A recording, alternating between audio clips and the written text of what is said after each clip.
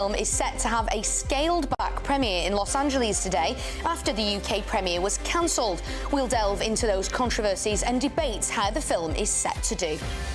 And of course, we have all of today's top stories with political commentator Eden Aquilian and former Apprentice star Trey Lowe. Welcome to Saturday Morning Live, only on GB News.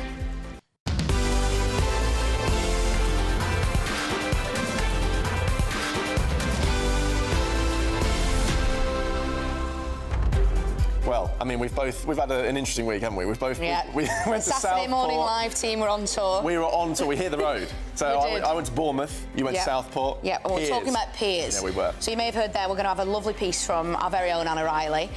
She's going to be talking about Withensea Pier. Yeah. So it's been a week of piers here at GB News. You know, I can't remember the exact stat, but a lot of them are closing very. Yeah. Well, the one in Southport is already closed. That I was at this week. It's already closed. They've applied for funding, but thus far it's been denied. So very interesting. But we're doing our bit. Yes, doing our bit. Aren't we always? And of course, don't forget, we want to hear from you about all our stories. Today, we want your peaks of the week as well. Yep. I want to make it peaks of the week. That's correct, isn't it? We want to hear what you think. Send those in. Send your views, your posts, everything. Comments, all of it to gbnews.com/your say.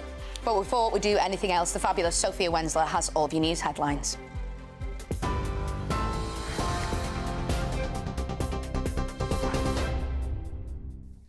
Sophie Adam, thank you. Good morning. These are your headlines from the GB Newsroom. Sir Keir Starmer is set to host a virtual coalition of the Willing Summit as world leaders gather to discuss peacekeeping in Ukraine. It comes after the Prime Minister warned Russian President Vladimir Putin he must stop playing games with a ceasefire in Ukraine. It follows President Trump's comments last night in which he warned World War III could easily erupt if peace talks over Ukraine failed. This whole thing could lead, I think we have it, but this could lead to World War III could very easily lead to World War III, but I think we're in pretty good shape, a lot better than we were before we got involved. That I can tell you. That was heading into World War III territory, and that would have been a war like no other because of nuclear weapons and other types of weapons that people you don't even want to know about. In other news, the Chancellor has insisted we need to get a grip of the welfare budget as she declared that Britain's benefit system isn't working for anyone. Rachel Reeves' comments come amid growing tensions within government over reported plans to slash welfare spending in the spring statement. Well, we'll set out our plans for welfare reform, but it is absolutely clear that the current system is not working for anyone. It is not working for people who need support. It's not working to get people into work so that more people can fulfil their potential. And it's not working for the taxpayer when the bill for welfare is going up by billions of pounds in the next few years. So we do need to get a grip. We need to spend more on national defence. We need to reform our public services, and we need to reform our broken welfare system. Meanwhile, over half the Cabinet reportedly opposed the plans, raising concerns about the unusual move. It comes in light of reports Rachel Reeves accepted free tickets to watch a Sabrina Carpenter concert, reigniting the row over freebies for Labour ministers. The Chancellor is understood to have sat in a corporate box to watch the gig at the O2 Arena, where some resale tickets cost almost £1,000. And some breaking news. 5 people have been charged in connection with the fatal shooting of a 40-year-old mother in South Wales. Joanne Penny died after being shot on the 9th of March in Talbot Green. 5 people, 2 women and 3 men, have now been charged in connection with her death. Elsewhere, Birmingham's ongoing bin strikes are posing a huge public health danger, with rats flourishing on a banquet of rotting food. That's according to pest control experts. On Tuesday, nearly 400 council bin workers in Midlands City began indefinite strike action as part of a row over jobs and pay. Unite, the union, said the City Council could end the dispute by agreeing to pay a decent rate of pay. Birmingham City Council has said the escalation of industrial action will mean greater disruption to residents, despite a fair and reasonable offer made to Unite members. And NASA astronauts stranded in space are one step closer to home after a long-awaited rocket with a replacement crew finally launched to the International Space Station. US astronauts Butch Wilmore and Suni Williams have been stuck on the ISS for 9 months, having had their journey home repeatedly pushed back. The Crew 10 mission was finally launched after a last-minute issue with the rocket's ground systems forced a delay last week. The astronauts are due to begin their journey back to Earth 2 days after the new crew arrives. Those are the latest GB News headlines. Now it's back to Sophie and Adam. For the very latest GB News direct to your smartphone, sign up to News Alerts by scanning the QR code or go to gbnews.com/alerts.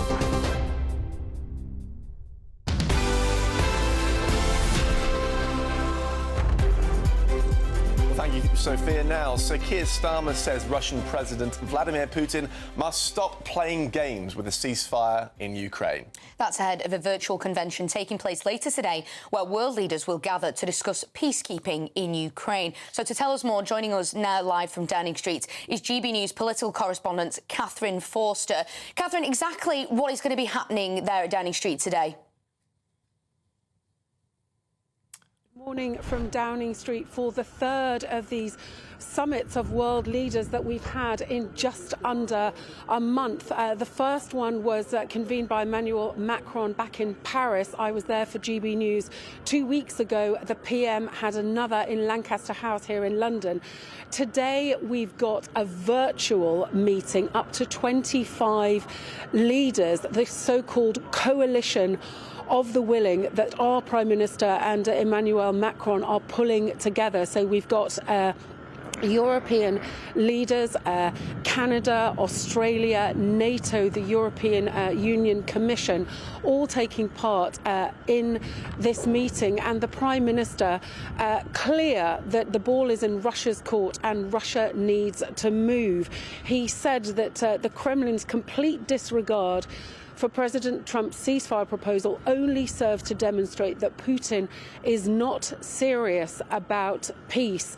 And his direct message to Putin was stop the barbaric attacks on Ukraine once and for all and agree to a ceasefire now. So where we are is that Ukraine and America have agreed to a 30-day ceasefire with no conditions to stop the killing and then talk about how they get to a longer-lasting peace later.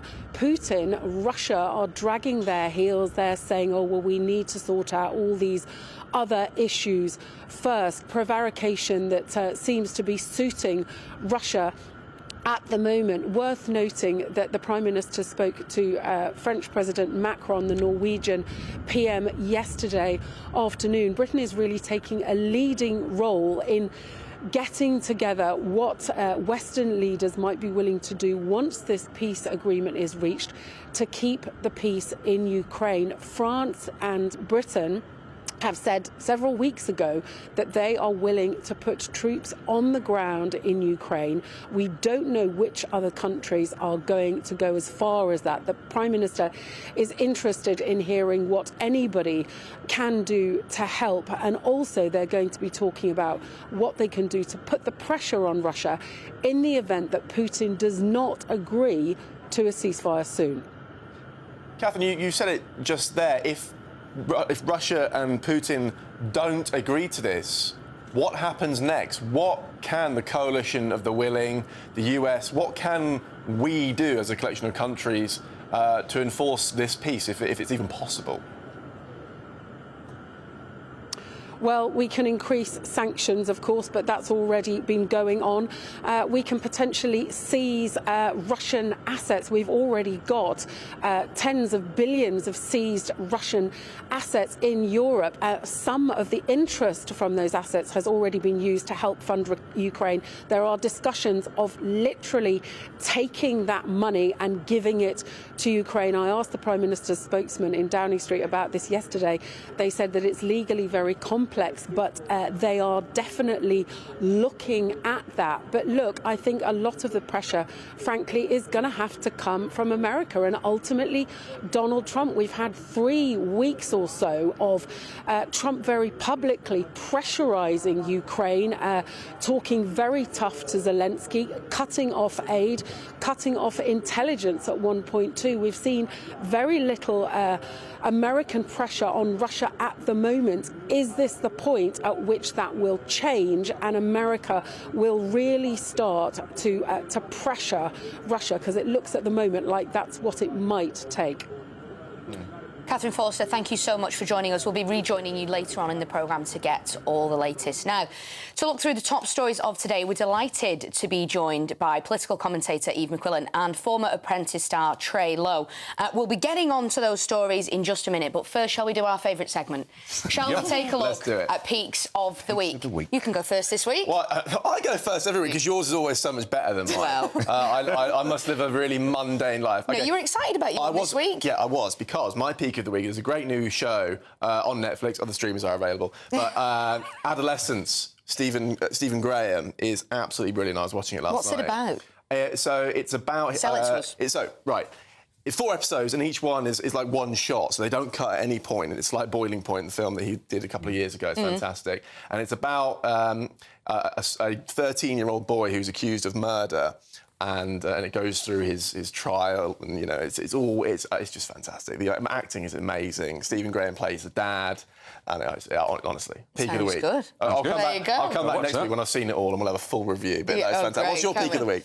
My Peak of the Week this week, I went to Formby with my partner. Formby's got a very special place in my heart. My grandma lived there when I was younger. There's a picture of us on the beach. Look at that. She lived there when I was younger, so I spent a lot of time there as my childhood. It is a very, very special place to me. So we went and we had a walk along the beach. We went for a bit of food. We went to the greengrocers we always went to when I was a child. Then we went over to Southport and he thrashed me at some bowling and laser quest. So That's it your was Peak of the a Week. lovely. Yeah, that is his Peak of the Week, I'm sure. But yeah, that was a lovely little day for me on Monday. Amazing. Guys, your Peaks of the Week, Eve? Yeah, lovely. So last night I went to an excellent free comedy gig, and it just reminds me that there are fun, free things to do in this city. Whereabouts was that? Great. Angel Comedy Club in Camden. It's free. Go along. bad. You see brilliant acts. Brilliant. Yeah, you see I a lot love a bit of comedy as well. Yeah. All the Did you see anyone like bomb it though and just be absolutely? No, they were all good. You just got to Sometimes keep that's the funny momentum. though, isn't it? If Yeah. it's Proper like funny or fake? tumbleweed. Fake funny. I've got to go check it out. Trey, what about you? Yeah. Mine was shooting a documentary about fatherhood over 50. Obviously, I'm 50, about to be a dad in about any minute, pretty much. Congratulations. Trey, don't say that. Yeah, I know, I might be on off, guys. But I think it was just good interviewing people who, you know, just got a different perspective on what it's like to be an older parent. You know, because some people just think it's doom and gloom, but there are actually so many upsides. So that was really, really cool. Would you really say you're more interesting. nervous or more excited? I'm excited. I think what's good about being older, you kind of know yourself. You're just grounded. So you just crack on, isn't it? You know that nothing's that tough, really, in life. Yeah. You know, You'll so have I'm to let us excited. know when the happening happens. Hopefully it's not in Bring for the the little one next onto the hour. sofa. Hopefully Get not. through the show. Another 4 weeks. 4 weeks. Shall we take a look at some of the stories from Yes. today then, guys? Cool. First one from the Eye. Reeves accepted free tickets to the O2 gig. Believe that was for Sabrina Carpenter. She started her UK leg of the tour now, hasn't she? Worth up to £1,000. Not bad being the Chancellor, is it? Yes, well... Perks. Yeah, this comes after the row last year about politicians and Taylor Swift tickets. And I think we should mention that there is no suggestion at all that there's any wrongdoing, that there's anything that's not within the rules. But I think we can all look at, you know, the reports about cuts to benefits, etc., people who really need that money, who are unable to work, genuinely unable to work, and think, this isn't a great look, is it? And I think perhaps it's time for politicians to think, is this sensible or do we need to change these rules? Yeah, absolutely agree. Especially when most people can't afford much nowadays, and politicians are swanning off to £1,000 gigs. Not great. You know, and what's she getting? Her own rider and all sorts of stuff going on there. Like, why £1,000? Why not just a normal ticket? Have her in the back somewhere and watching it. To be fair, I mean, even they were quite expensive. but, They are, yeah. Cheap. Yeah, of course. You'd have thought, given the controversy surrounded this with Freebie last year, they wouldn't touch any of Just this with leave a it barge pole. alone, yeah. Why do they still do it? Don't give yourself the headache. Don't open yourself up to this criticism. But here we are talking about it again because they've done it again. It's not the greatest scandal in the world. So it almost feels like they're not listening and they don't care about ordinary people. I mean, I get it, you know, we're in a world where you might get a ticket, so she's done nothing wrong. Someone offered me free Sabrina Carpenter tickets, I'm sure I'd go along, but it's if you're in Huddersfield and you've isn't it? just about got enough money to buy groceries for the week and your elected officials are there swanning off and, you know, £1,000, it just doesn't sit right. Like you said, just leave it alone. Go to the free comedy gig instead. Exactly. There we go, pick of the week. I'd pay to see Reeves, though. Okay, should we move on to this second one here, because this is another interesting one. Tesco installs new anti-shoplifter measures to stop thieves. Now, there's footage of this. Have you seen them? I think have we got a picture of them? I think we might have. I'm not sure, but honestly, what are they doing? It's madness. I read somewhere someone say, well, there they are. There we go. They said instead of a thief doing? taking 10 chocolate bars, they could take only 3 at a time. Like, I mean, come on. A thief is a thief is a thief. That's not going to make a difference by just whipping it to one side, no. really. No. I mean, we were talking earlier, weren't we? I said I was in court this week and there was a gent who was in there charged with stealing £100 worth of Cathedral City cheese. Where's the security measures on the cheese? But nowadays, that's actually not a lot of cheese. It's actually just one block of cheese. That's reduced price, £100. But I think it points to a wider issue, isn't it? I think, I mean, this might sound a bit much but I just think it's so expensive. I don't think it's just pure thieves. So we're going to have to interrupt you there, very sorry, but we're going to come back to you shortly. Okay. We're going to cut live now because the Prime Minister is holding a video call with as many as 25 potential members of the coalition of the willing. You just heard from our political correspondent, Catherine Forster, but nations that could take part in any peacekeeping operations. So let's take a listen. Good morning, colleagues. Can I just start by thanking you all for making time for this important meeting this morning. We've got a lot to discuss because since we last met in person in London just under 2 weeks ago, a lot has happened. Particularly in the last week, so it's very important we catch up to move forward. I think what this week has shown, particularly the developments and progress on Tuesday, is that President Zelensky, who's with us this morning, has shown once again that Ukraine is the party of peace because he has agreed to and committed to a 30-day unconditional ceasefire. Now what we see, and this is centrepiece for our discussions today, is that Putin is the one trying to delay. And in a sense, and you all know this, if Putin is serious about peace, it's very simple. He has to stop his barbaric attacks on Ukraine and agree to a ceasefire. And the world is watching. And my feeling is that sooner or later he's going to have to come to the table and engage in serious discussion. But, and this is a big but for us this morning in our meeting, we can't sit back and simply wait for that to happen. We have to keep pushing ahead, pushing forward and preparing for peace, and a peace that will be secure and that will last. And I think that means strengthening Ukraine so they can defend themselves, and strengthening, obviously, in terms of military capability, in terms of funding, in terms of the provision of further support from all of us to Ukraine. Secondly, being prepared to defend any deal ourselves through a coalition of the willing. We've begun that process, and this morning we can take it forward. And then thirdly, and really importantly, given the developments of the last few days, to keep the pressure on Putin to come to the table. And I think collectively we've got a number of ways that we can do that.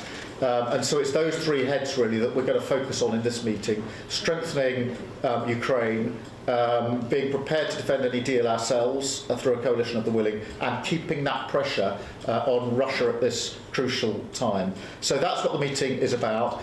We've had cameras in the room, so now I'm going to pause to allow the cameras to leave, and then we can continue our meeting in a private capacity. Just tell me when everybody's ready. That's very interesting, isn't it? We'll just get a word from our panel there on that. Trey, Eve, what did you make of what Sir Keir Starmer had to say there?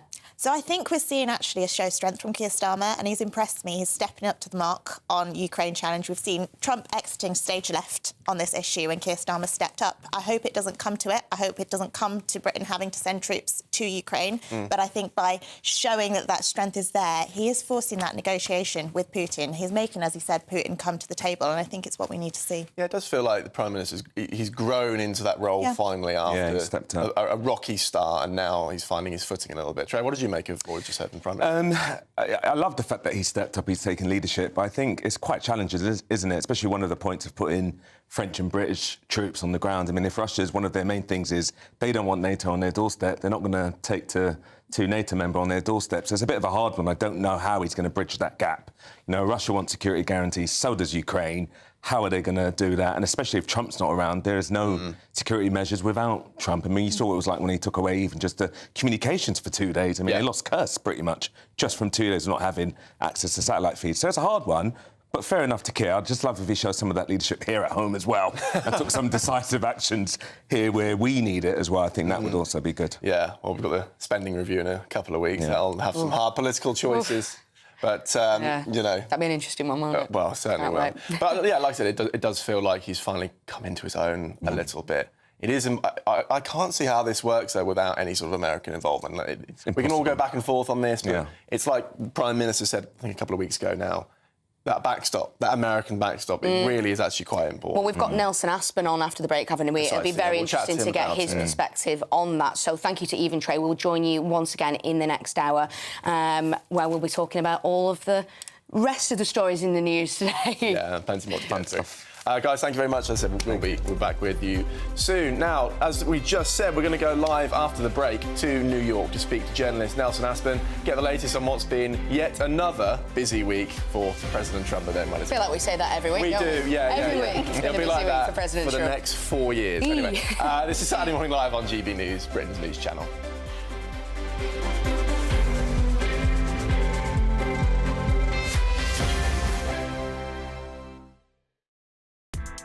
Join me, Nana Akwe, for an informative, interactive news programme with a difference. It's fun. No, he didn't say that, Dave. I'm so surprised. I think there's an element of truth to that. Join me from 3 p.m. every weekend, only on GB News, Britain's news channel.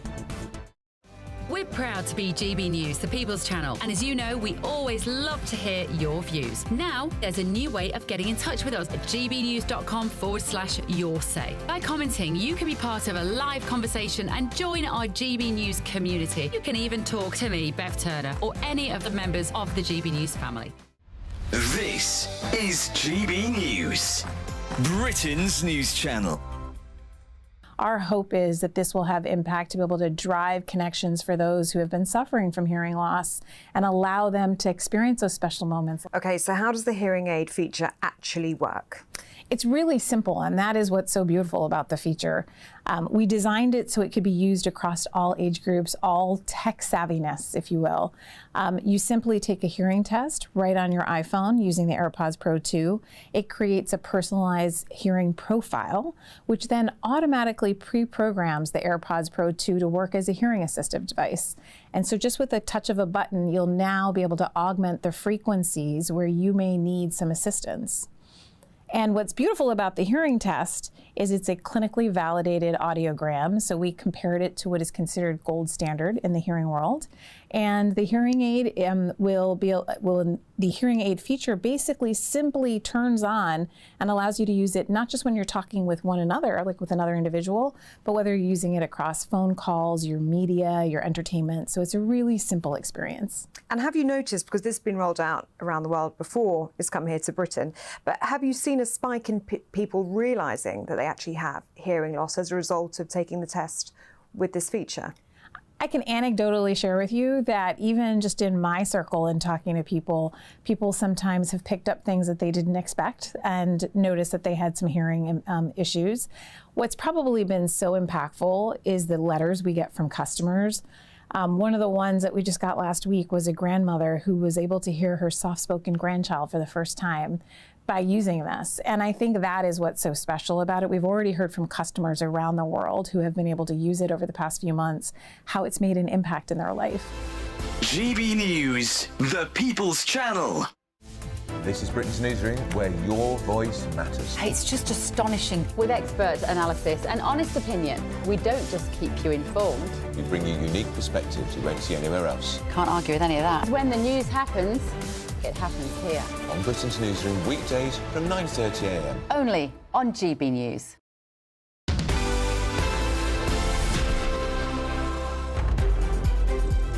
Welcome back. Now, don't forget to keep sending us your questions about the topics in the news this week. We'll go through it, and also your peaks of the week. Yep. Send them in, gbviews@gbnews.com, or you can write them in on the website, gbnews/your say. So let's take a look at what some of you have been sending in. Peak of the week from Melanie. Aston Villa reaching the quarterfinals of the Champions League. Up the Villa.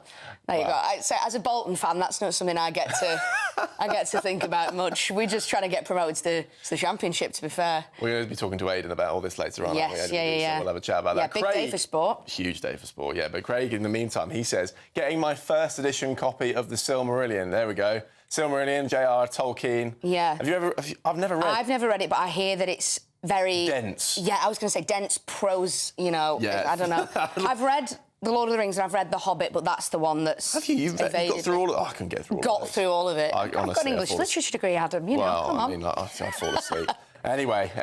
Well, thank you for keep sending those in. We love to hear them. We love to read them out. gbviews@gbnews.com, or you can, like I say, you can write them in on the GB News website in the Your Say section. Keep sending them in and we'll keep reading them out. Yeah, absolutely. Now, moving on, because in light of Sir Keir Starmer's coalition of the willing meeting this morning, we just heard a Prime Minister speak before the break. President Trump said, he warned actually last night in a speech that World War III could easily erupt if peace talks over Ukraine failed. Let's take a listen to what he had to say. This whole thing could lead, I think we have it, but this could lead to World War III could very easily lead to World War III, but I think we're in pretty good shape, a lot better than we were before we got involved, that I can tell you. That was heading into World War III territory, and that would have been a war like no other because of nuclear weapons and other types of weapons that people you don't even want to know about. Well, also overnight, the US president is set to ban people from 43 countries from travelling to the United States, with visas from Russia being sharply restricted, but that's according to the New York Times. Now, with us to discuss that and much more is US journalist and commentator Nelson Aspin. Nelson, what do you make of the speech last night? Are we getting closer to World War III or closer to peace? Where are we? Boy, oh boy, it's hard to keep up, isn't it? I tell you, you can't even take a sleep break for a minute without missing something. And the thing about President Trump's comments on World War III is those are words and themes that he has been throwing around since the campaign trail. And he likes to present himself as being the leader who will be able to avert a World War III. So it's a theme that he comes back to. And I think right now, in the case of Ukraine and Russia, Adam, as you said earlier, America has to be involved in that process. And I think it's very impressive what your prime minister is doing as we speak right now and having the virtual meeting with other leaders. But ultimately, America is going to have to come to the table. I don't think Putin is going to come to the table unless President Trump is sitting at that table as well. In Trump's meeting with the NATO Secretary General this week, even the Secretary General was saying that he feels like the door is open to restoring relations with Russia, that we can't be naive about Russia, but it seems like there is a forward momentum. But you're absolutely right, Adam, America has to be involved. That's a really interesting point, Nelson, isn't it? Because it seems that President Trump is in this unique position where he's having conversations with Putin, which he described as good and productive, but he's also been around the table with Sir Keir Starmer, with Emmanuel Macron, with Ukraine's President Volodymyr Zelensky. He's the one who seems to be getting everyone round the tables for these conversations. How much power do you think that gives the US in terms of the global political scale? It is quite remarkable, Sophie, the way world leaders are coming to kissing the ring would be an exaggeration to use that analogy. But it is remarkable to see the way world leaders are paying respect to Donald Trump in ways that sort of surprised everyone and certainly irritate his American opponents.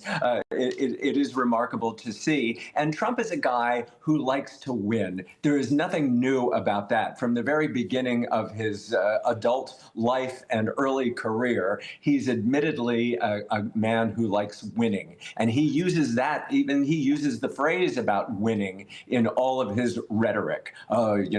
America will be so tired of winning because we're going to have so many wins. And I think that plays right into the chess games of world peace as well. And he would consider it a win, just like any other victory. Keeping peace, hopefully through strength and not military action, will be his legacy. That's what he's counting on, I believe. Nelson, I really want to ask you, you say about world leaders flocking to President Trump. Obviously, he's relatively early on in this tenure. Do you think world leaders would have done the same if it were President Biden in his situation? I find that hard to imagine. Of course, I mean, that's only speculative, of course, because we'll never know. But it is hard to imagine Biden being as energetically present as Donald Trump has been in the last month. And that's evidenced by his press conferences, his ability to take questions, where President Biden was so scripted and so careful about how he presented himself to the public, let alone on the world stage. Donald Trump loves a camera, loves a microphone. He got banged by a boom microphone yesterday and barely flinched. He made a joke about it. He's a guy that likes the cameras, that works the cameras, and isn't afraid to answer a question. You never hear Donald Trump say no comment. Yeah, Nelson, actually, I also wanted to ask, whilst we've got you, about tariffs and about the impact that's having on the American relationships with its allies. So obviously we have Mark Carney now, the Prime Minister of Canada. He's sworn in yesterday, I believe. Do you think these tariffs and this trade war is damaging the relationship with American allies? I mean, can that be repaired? Is it a necessary tool to have these trade wars? Is it to America's benefit? I don't know if it's to our benefit financially. I mean, we've been watching the stock market go up and down and up and down, and Donald Trump seems to have whims, tariff on, tariff off, tariff on, tariff off. So it is worrisome in that respect, but he is, I guess belligerent might be a good word to use, but maybe adamant. Maybe adamant is a better word to use. But he is determined and adamant to enact these tariffs and use them as a tool to put America first, to make America wealthy and strong again. And I think we're going to go through an adjustment period. Certainly, our allies are justified in their reciprocal tariffs. But I think this is the way it's going to be until we settle into whatever the new normal is. And I was a little bit worried about the stock markets yesterday, but when I checked them this morning, it's like, okay, now we're on the path again, but this is the back and forth we're going to do. You can't blame, I can't blame, I don't think Americans can blame other countries for enacting the tariffs. They've got, you got to do what you got to do to survive. But I don't think Donald Trump is going to back down anytime soon. Nelson, thank you very much for joining us live on GB News. As always, really appreciate it. Now, just a reminder of what's happening today. The Prime Minister, Sir Keir Starmer, has convened that meeting of the Coalition of the Willing this morning, and the Prime Minister said Vladimir Putin will sooner or later have to come to the table, as he urged world leaders to keep up the pressure on Russia for an unconditional ceasefire. And he added that we need to be prepared to defend any deal ourselves through a coalition of the willing. We've begun that process, and this morning we can take it forward. Now, new footage also shows French President Emmanuel Macron on that virtual call too. Here's what the Prime Minister had to say about Vladimir Putin. Putin is the one trying to delay. And in a sense, and you all know this, if Putin is serious about peace, it's very simple. He has to stop his barbaric attacks on Ukraine and agree to a ceasefire. And the world is watching. And my feeling is that sooner or later he's going to have to come to the table, and engage in serious discussion. Of course, we'll bring you more on that meeting throughout the day. We will indeed. Now, up next, Anna Riley has a special report from Withensea Pier. How can we help Britain's seaside industry? This is Saturday Morning Live on GB News, Britain's news channel.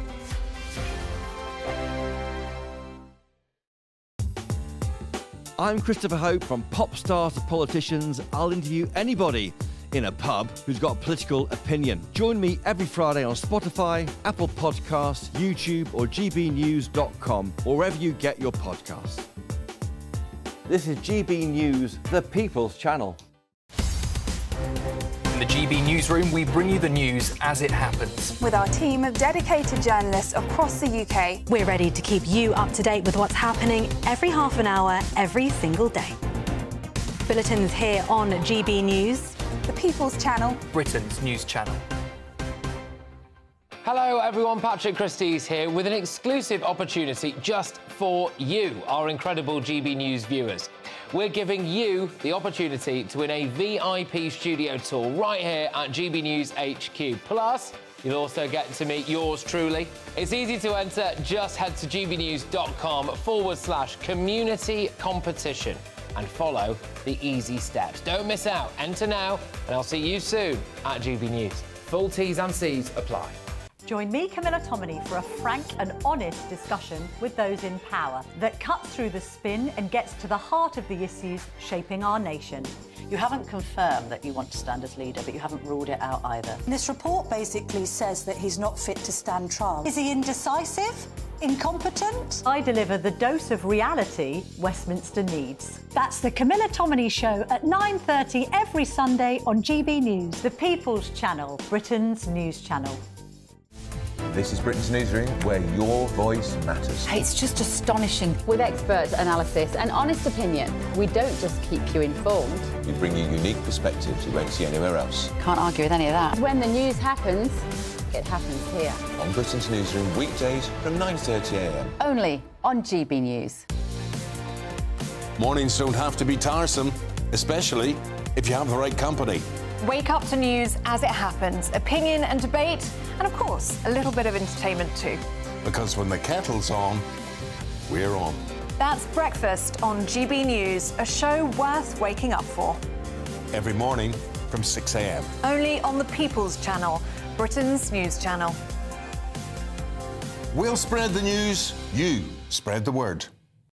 It's Patrick Christie's Tonight, and here we do things differently. It's explaining the absolute madness of this, doesn't it? It's explosive. I mean, this is very good. It's lively. 850. Your government sat there, Sean, and it did nothing. It's controversial. And the Middle East has been in turmoil since before I was born. It's everything you need to kickstart your evening. Everyone's had their Weetabix tonight. I love to see it. That's Patrick Christie's Tonight, weeknights from 9 p.m.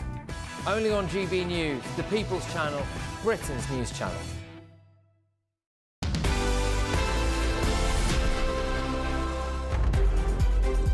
Hello and welcome back to Saturday Morning Live. Now, the National Piers Society estimates that the 63 pleasure piers across the UK host around 10 million visitors every single year, which contributes millions of pounds to Britain's tourism industry. Yeah, but with minimum wage rises and national insurance hikes on the horizon, locals and businesses hold grave concerns for their future. Our wonderful reporter Anna Riley visited the East Yorkshire town of Withensea to see how the area is being affected. Withensea. It's an East Yorkshire seaside town that's been here for centuries. Once a bustling coastal resort, now only its pier towers remain. And like many British seaside destinations, it's seen a drop in holiday makers. Gone are the days when we had packed beaches. The area has changed and you know, it just needs a little bit more, so there's something to do for people. Since they pulled the railway, that was a death of witnesses sort of thing, and slowly it's died to what it is now. About the next thing, I guess, it'll go in the sea. Yeah, I think it's a typical English seaside town, and sometimes they don't move with the times, do they? And it hasn't changed a lot since, you know, when I come. But still people here, still people come. Plans for a new pier were scrapped in 2023 due to funding issues. Now, with price hikes brought on by Labour's autumn budget, business owners are feeling the pinch. Annette Bagley owns the Rosy Leaf Cafe, and she's been forced to put up her prices. It's been a bit hard because the wages have gone up, national insurance has gone up, so everything is going up. My costs for just running the place, the coffee's gone up, chocolate's gone up, everything really has just gone up, and I'm afraid I've had to pass that on to customers by putting my prices up a little bit. Just over the road, beachcombers have also seen their costs double. Traditional comb used to be 3p. Now they're 6p. May not sound like a lot, but when you put it in a box, that's a £10 a box increase. We obviously don't pass that on to the customers. Trying to sort of keep afloat for the summer season. On a local level, East Riding Council has schemes in place to boost the economy. And we're just trying to make the town better in lots of different ways. We also have a big voluntary group called Town Smart, and there's a great team of volunteers, and we're out there litter picking, cleaning, painting, and we're also going to sort of see if we can create a business collective and a business group as we go forwards to help local businesses. I mean, let's not forget, some businesses do okay here. It's easy to run a place down. You know, Withensea's got a lot going for it, so the community spirit is the thing. Whatever the future holds, the people of Withensea hope the tide is turning for the town. Anna Riley, GB News. Well, thank you for that lovely report, Anna. Something we've got in common with Anna this week is that we've been covering piers as well, haven't we? Yeah, we've both been to the Seaside this week. Yep. So you went to Southport. Sunny Southport. Yeah, and I went to Bournemouth. Freezing Southport. I hope the temperatures are higher for you. It was all right, you know. Basically, I thought I was going to lose fingers. Every time we were going to go, oh, there's a picture of it. There we are. I don't look particularly happy there, but that's just a bad photo. The thing is, every time I went live, the sun would disappear, and then just as we were finishing... The sky behind me is much bluer than for you. Yeah. But I tell you what, I'm very envious of how warm Stephen and Ellie look there to the left of the shot. Did you get any ice cream, donuts, anything like that? No, I'm on a health kick, so I had a salad. My cameraman had a McDonald's, which I was very envious of, I have to say. Come on, you go... Other fast food is available. Yeah, so it's like candy floss. You're at the Seaside, anyway. My pier was closed, though. Oh, yeah, good point. They didn't have anything open. It's actually really sad, because I spent a lot of time on Southport Pier when I was younger, and nada. No chance for fish and chips and candy floss, unless you go further back into the town. But on the pier, totally closed. Yeah. Anyway, moving on, because we've actually got peaks of the week, which means we've got some good news rather than the sad news that pier is closed, although we're trying to do our bit. So, Kath says, my husband took me out for a nice meal for our 35th wedding anniversary. Oh, 35. Good going, that. Impressive. Bad, eh? Keep clashing. I don't know what that is, you know, that it's like... Oh, like they silver, have, like, paper, gold... china, like whatever. Yeah. I think silver is 25. So maybe gold is 30. And diamond. We'll have to look it up. But congratulations anyway, Kath. Louis says, I got a birdie at golf. Congratulations. I'm very happy for you. To be fair, I played golf a few times with my dad, and I am rubbish. There's no way you can be worse than me. No. I can't even hit it. Oh, well, all right. Well, I'm slightly better than you, but neither of us are as good as Louis, so there you go. No. Well done, Louis. Helen says, a beautiful dog walk with my Cavalier King Charles Belly. Is it Belly? Cavalier King Belly. Bell. I think that reads as Bell. Bell. Yeah, let me try that again. Bell. and John booked a holiday to Rome with his dad. Well done, John, as well. I'd love to go to Rome. You've never been? No, the only place in Italy I've ever done was Milan, which was amazing. We went to see the San Siro. Yeah. But I've never done Rome, so I'd love to do that. That's on the list. Yeah, it's great. The food there is unbelievable. Oh, darn. Yeah, so let's not talk about it. It's still early, and I would love some pasta or pizza right now. But keep sending those in. We love your peaks of the week, so send them in at gbviews@gbnews.com or on the Your Say part of the GB News website. Absolutely. Now, still to come, the new Snow White film that's been labelled woke is set to premiere in Los Angeles today. Of course, we will get the latest on that. But first, as always, if you're in search of some winter sun... In Rome, perhaps? Or even Southport. The forecast for some of the top European holiday destinations is here. Take a look. I forecast a perfect holiday in the sun. Weather looking good then? For sure, and no worries about our travel insurance. All Clear Travel Insurance sponsors GB News Travel Destinations Forecast. Storm Lawrence brings some unsettled weather across western parts of Europe, heavy rain and some thunderstorms.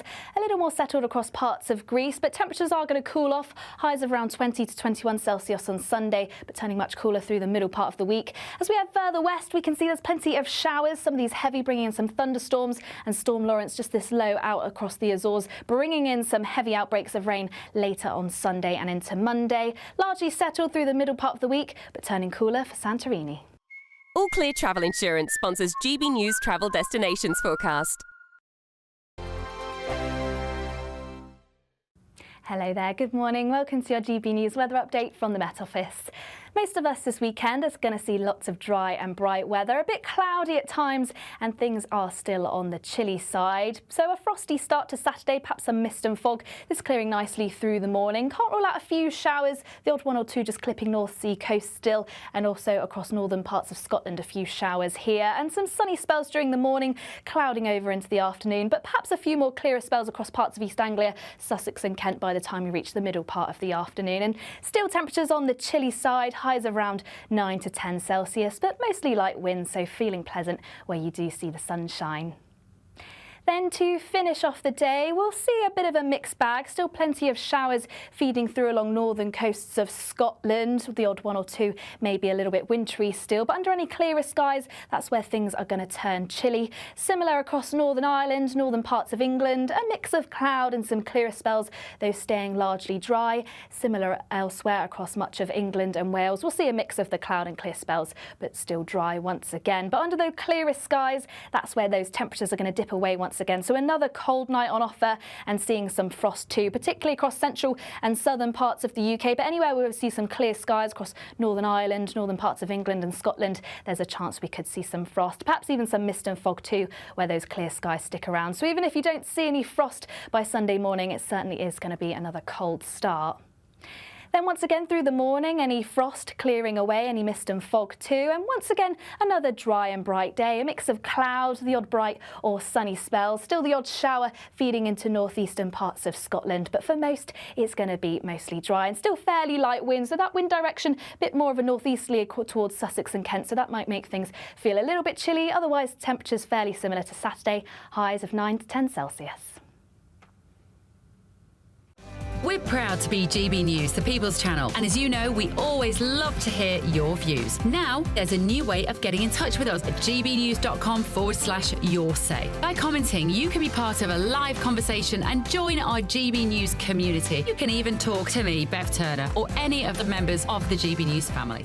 Headliners on GB News 11 p.m. every night. It's got 3 top comedians going through the next day's newspapers so you don't have to read them, which is great. That's a good point. He's lying. I mean, maybe he's not lying. That's Headliners every night from 11 p.m. and 5 a.m. as well on GB News, Britain's news channel.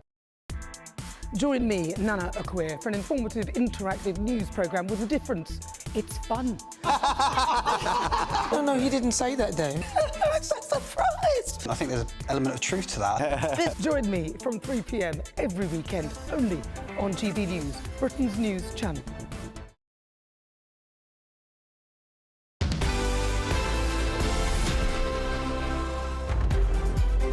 Welcome back, and it's been another busy week in the showbiz world. Again, constantly busy weeks, isn't it, for these people? Every time. And tonight, a scaled-back premiere is set to take place in LA for the new Snow White film, which has been drowned by controversy.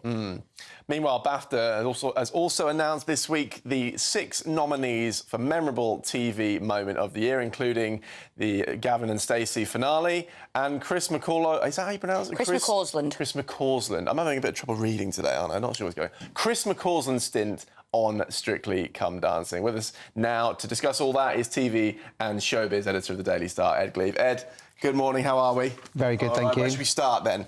Because we've got this Snow White premiere. What's going on with it? I've been hearing about this Snow White film for about 2 years, and it doesn't seem to be good news in the headlines. No. I mean, it's quite unusual for a kids' film to get so much controversy, but it has been sort of dogged by sort of bad headlines and bad press for quite a long time. And then in the sort of immediate run-up to its release, it looks as though they've sort of scaled back a lot of the promotion to sort of avoid more controversy. But that in itself is creating headlines. I mean, We're seeing seen some of the trailer now for anyone watching it on TV. We've seen some of that. I must say, when I watched the trailer, I wasn't particularly impressed by it.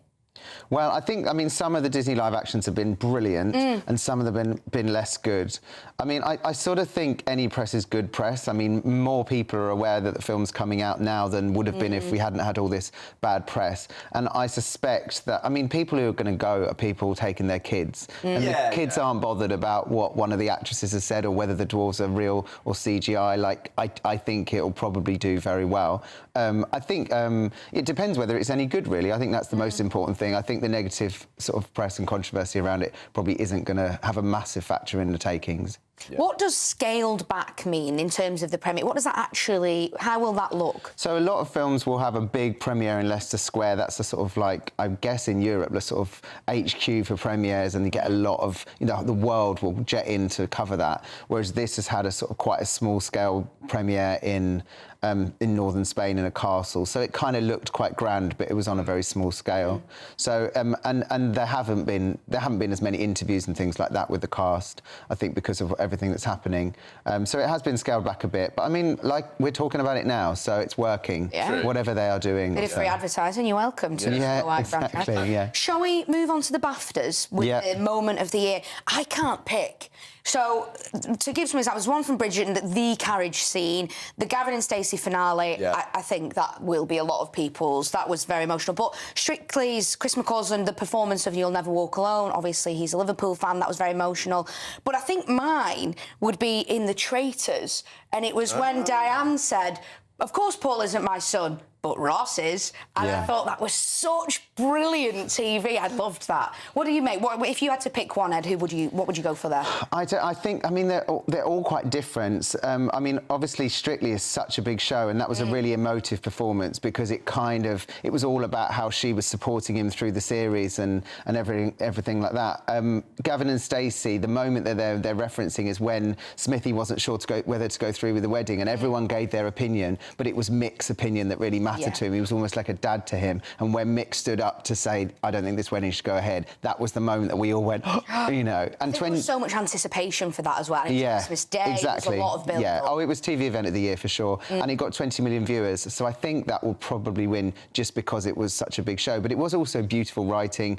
Larry Lamb's performance was amazing. So I would say probably that was as a moment individual, but the Traitors one was also, I mean, everyone was talking about that. So brilliant. I think Traitors or Gavin and Stacey probably. What would you pick there? I'm just looking at the list, thinking, yeah, I must be out of the loop. Obviously, the Gavin and Stacey finale, I didn't watch all of it because I'm not a huge fan of it. No, come on. Lord, no, but that's the one I recognise the most. And yeah, the Mr. Bates in the post office one. I mean, is that? What chance does that go? Because that's. I mean, I think people love. I think it will win other awards. I don't think it'll win this award because the moment they've described is one of the victims of the scandal phoning up and finding out that she's having to pay lots of money. Yeah. I don't think that's a moment I remember particularly as a sort of individual, like, oh my goodness. Whereas the Traitors thing and the Gavin and Stacey were like proper TV moments. They still stand out. I still see like memes of that. I watched that yesterday. Yeah, where TV has the sort of power to make you go, oh my goodness. You know, there was a moment in White Lotus the other night with Jason Isaacs when everyone went, oh, you know, and it's TV's power to do that. That this award sort of references really. Yeah. Ed, we really want to quickly just get your peak of the week if possible. Paradise on Disney Plus. It's one of the best dramas I've watched in years. It's so gripping. You think you know what's happening, but you don't. The performances are amazing. It looks incredible. It's a must-watch. We both got TV. Thank you so much for joining us. Thank you, Ed. Right, much more still to come. We're going to get today's top stories and some good old-fashioned Irish Stout ahead of St Patrick's Day. You're very excited for that. Don't go anywhere. You don't want to miss that one.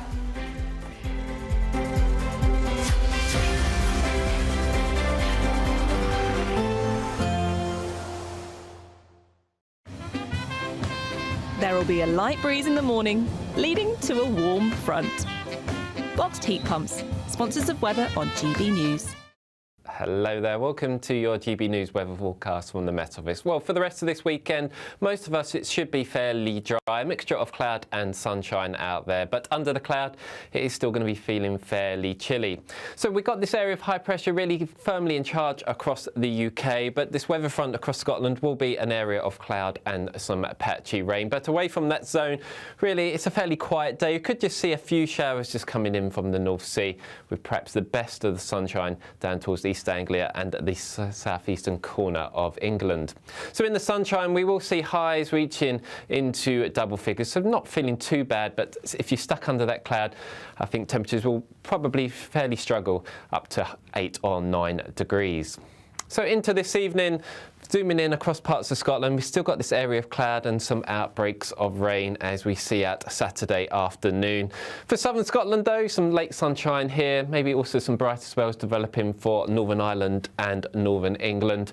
And for the rest of England and Wales, again, probably the cloudiest skies over towards the west, with the best of late sunshine across the far east. And very little changes as we go through the course of the night. That area of cloud across Scotland will sink its way a little bit further southwards, but I think the best of the clear skies overnight will be across southern areas. So it's here where we'll probably see the lowest temperatures tonight. Fairly widespread frost across the very far south. Temperatures maybe as low as -4 or -5 in the countryside. But it's here as we start Sunday morning. We'll see plenty of sunshine during the day.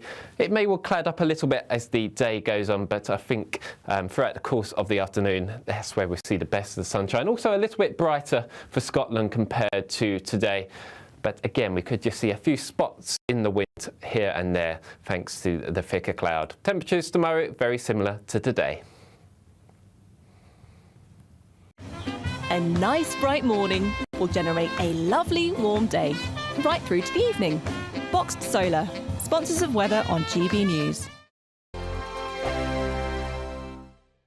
We're giving you the chance to splash out this season with an incredible £17,777 in tax-free cash. Jet off on your dream holiday, treat yourself to something special, or just save it for a rainy day. You'll also receive 2 brand new designer watches and a Mulberry handbag, so you can really look the part this spring. For another chance to win the lot, text cash to 63232. One entry costs £2 plus 1 standard network rate message, or text bonus to 63232. 5 entries cost £5 plus 1 standard network rate message. Go to gbnews.com/win. Entries start from just £2. Call 0903 681 3232. Calls cost £2 plus your network access charge, or post your name and number to GB12 PO Box 8690 Derby DE1 9TT. UK only. Entrance must be 18 or over. Lines close at 6 p.m. on the 4th of April. Please check the closing time if listening or watching on demand. Good luck. Good Afternoon Britain isn't just about us. The wonderful thing about this programme is it's about everyone watching. It's an interactive programme. Well, there absolutely is something to see here, and we're going to be talking about it more. Whether it's breaking royal news, please bring us up to date, or indeed a particularly punchy speech in the House of Commons. Very, very curious. We bring it to you live, and then we bring you live reaction as well. That's Good Afternoon Britain, weekdays from midday. Only on GB News, the People's Channel, Britain's news channel. The royal family is an enduring symbol of tradition, unity and pride for Britain. At GB News, we celebrate what makes this country great. In our new royal newsletter series, you can join me, Cameron Walker, for Inside the Palace, an exclusive look every week that takes you beyond the gates and brings you the very latest from those at the heart of the monarchy. Never miss a royal moment again. Sign up now. Go to gbnews.com/royal newsletter and get the latest straight to your inbox. Hi, I'm Michelle Dewberry, and my show is your opportunity to cut through all the noise and dive in headfirst to some robust debates. Ideas clash. Situation, no, because the failure is you're deliberately avoiding my point. Nothing's held back. And if you think this is the end of it, wait for more. And we do not shy away from the difficult stuff. Sometimes I want to shake people and say, if only you understood. So join me on Jubes & Co. weeknights at 6 p.m. only on GB News, Britain's news channel. Mornings don't have to be tiresome, especially if you have the right company. Wake up to news as it happens, opinion and debate, and of course, a little bit of entertainment too. Because when the kettle's on, we're on. That's Breakfast on GB News, a show worth waking up for. Every morning from 6 a.m. Only on the People's Channel, Britain's news channel. We'll spread the news, you spread the word.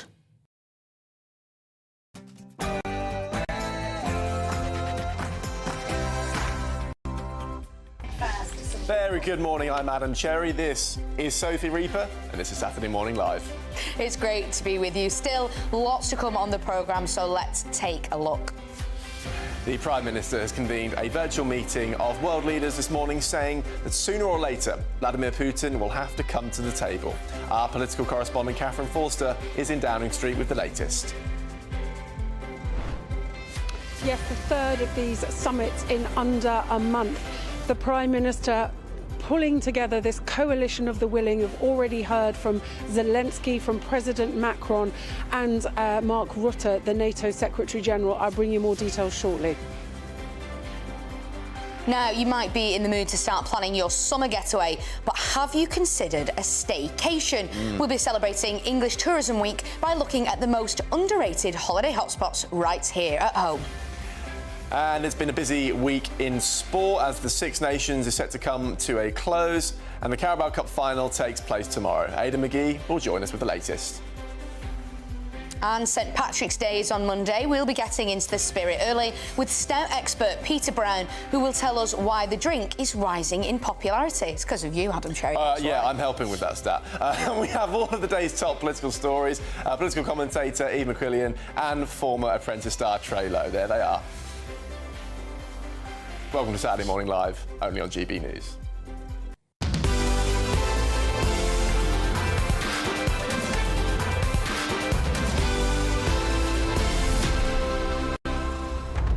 Well, we always seem to get in the spirit early when it comes to either getting to have something to eat or something to drink here on Saturday Morning Live, and this week is no different. We will have that Stout expert, and we'll be getting involved, having a little sip, won't we? I think I'll have a sip. I think you might nail the whole pint. Well, I mean, I think I'll get in a little bit of trouble. But, yeah, I love Stout, so it was fantastic. It was Meanwhile, it's not really my bag, so it'll be interesting. It'll be the same as when we did Burns Night, and we had the whiskey on, didn't we? The whiskey. Woo. Yeah, the whiskey was a bit much. Yeah, you know, well, that'll be the same for me today, I think. So. Of course, don't forget, we want to hear from you, as always. We want your peaks of the week. We want to hear from you, your reaction to all our stories. All of it. Get it in. Send your views, your comments, post everything to gbnews.com/your say. Well, before we do anything else, the lovely Sophia Wensler has all of your news headlines. Sophie,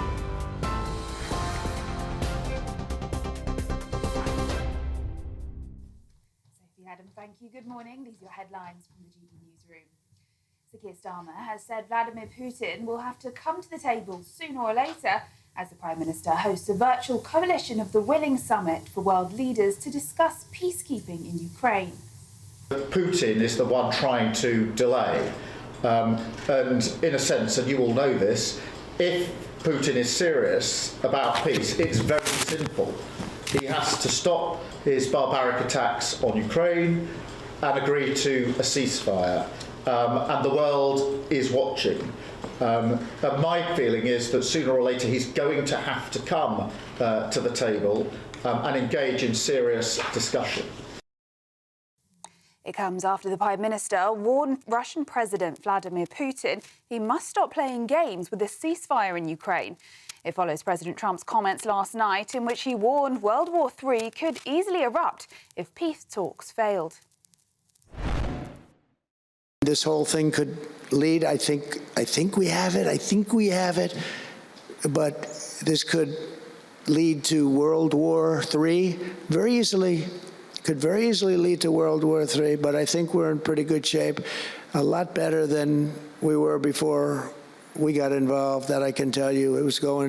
That was heading into World War III territory, and that would have been a war like no other because of nuclear weapons and other types of weapons that people you don't even want to know about. In other news, the Chancellor has insisted we need to get a grip of the welfare budget as she declared that Britain's benefit system isn't working for anyone. Rachel Reeves' comments come amid growing tensions within government over reported plans to slash welfare spending in the spring statement. Well, we'll set out our plans for welfare reform, but it is absolutely clear that the current system is not working for anyone. It is not working for people who need support.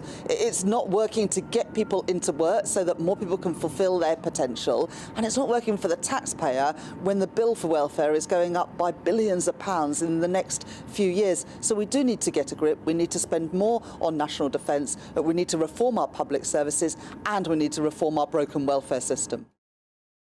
Meanwhile, over half the cabinet reportedly opposed the plans, raising concerns about the unusual move. It comes in light of reports Rachel Reeves accepted free tickets to watch a Sabrina Carpenter concert, reigniting the row over freebies for Labour ministers. The Chancellor is understood to have sat in a corporate box to watch the gig at the O2 Arena, where some resale tickets cost almost £1,000. Now, some breaking news. The Russian captain of the container ship which crashed into a US oil tanker in the North Sea has been remanded in custody. Earlier today, Vladimir Motin appeared at Hull Magistrates Court, charged with gross negligence manslaughter in relation to the collision between the two vessels earlier this week. Filipino national Mark Angelo Pania has been named as the missing crew member, who is now presumed dead. Now, 5 people have been charged in connection with the fatal shooting of a 40-year-old mother in South Wales. Joanne Penny died after being shot on the 9th of March in Talbot Green. Police said they are considering several lines of inquiry, including that Miss Penny could have been a victim of mistaken identity.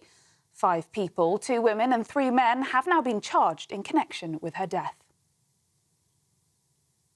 Birmingham's ongoing bin strikes are posing a huge public health danger, with rats flourishing on a banquet of rotting food. That's according to pest control experts. On Tuesday, nearly 400 council bin workers in the Midlands city began indefinite strike action as part of a row over jobs and pay. Unite, the union, said the City Council could end the dispute by agreeing to pay a decent rate of pay. But Birmingham City Council has said the escalation of industrial action will mean greater disruption to residents, despite a fair and reasonable offer made to Unite members. And NASA astronauts stranded in space are one step closer to home after a long-awaited rocket with a replacement crew finally launched to the International Space Station. US astronauts Bush Wilmore and Suni Williams have been stuck on the ISS for 9 months, having had their journey home repeatedly pushed back. The Crew 10 mission was finally launched after a last-minute issue with the rocket's ground systems forced a delay last week. The astronauts are due to begin their journey back to Earth 2 days after the new crew arrives. Those are the latest GB News headlines. More in an hour. For the very latest GB News direct to your smartphone, sign up to News Alerts by scanning the QR code or go to gbnews.com/alerts.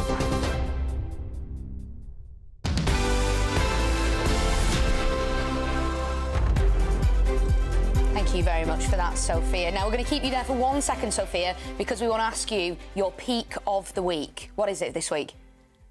God, it's got to be... Do you know, it's been a very long time since I've been on holiday, and I finally booked a holiday. It's not until September, but I'm so excited. So where is it you're going? I'm going to Corfu for a week. Oh, yeah. Very nice, very nice. I'm so excited. I'm really looking forward to it. So. That's a good peak of the week. Yeah. Well, we're talking about holidays and staycations as well later. We are, Corfu. but no staycation for you, Sophia. No staycation. I'm done with staycations for now. I'm very envious. Sophia, thank you very much for that. She'll be bringing you all the latest headlines throughout the afternoon as well. Of course, please keep sending in your peaks of the week. We've got a few coming in, so we're going to go with Lisa. Lisa has photos of my delighted 8-year-old granddaughter stroking an iguana at an award ceremony. Wow. Niche. I love that. If you've got pictures of that, Lisa, send those in to gbviews@gbnews.com on email, because we'd love to see those pictures. I'm quite curious to see what that... Yeah, brilliant. And what, the Oscars? Tell us What's more. going on? Yeah. We've also got one in from Terry, who says his peak of the week is, it's his 50th wedding anniversary. Could you please wish my beautiful wife a happy 50th wedding anniversary? And we were talking about wedding anniversaries earlier, and Pete and I got it completely wrong. So someone said it was 35 years, which someone wrote in to say that is coral. That's the 35 Your coral years. anniversaries. Yes, yeah. and 50 is gold. Right. So it's their gold wedding anniversary today. So congratulations to you and your wife, Terry. Thank you for sending that in. Absolutely. Keep sending them in as well for us. We love reading those out. Yeah. Now, moving on, because Sir Keir Starmer says the Russian President Vladimir Putin will have to come to the table sooner rather than later as pressure mounts on Vladimir Putin to agree to a ceasefire. Indeed. That's during a virtual convention with world leaders that will keep discussing peacekeeping in Ukraine. So to tell us more, we're joined now by GB News political correspondent Catherine Forster. Catherine, what more can you tell us about what's been taking place this morning? Yes, good morning from Downing Street, where this virtual summit is taking place in the building behind me. It started at 10 o'clock with some opening remarks from the Prime Minister. Let's have a look first at what he told these 25 leaders that he's talking to over the internet. Putin is the one trying to delay. And in a sense, and you all know this, if Putin is serious about peace, it's very simple.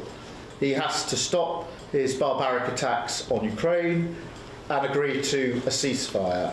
And the world is watching.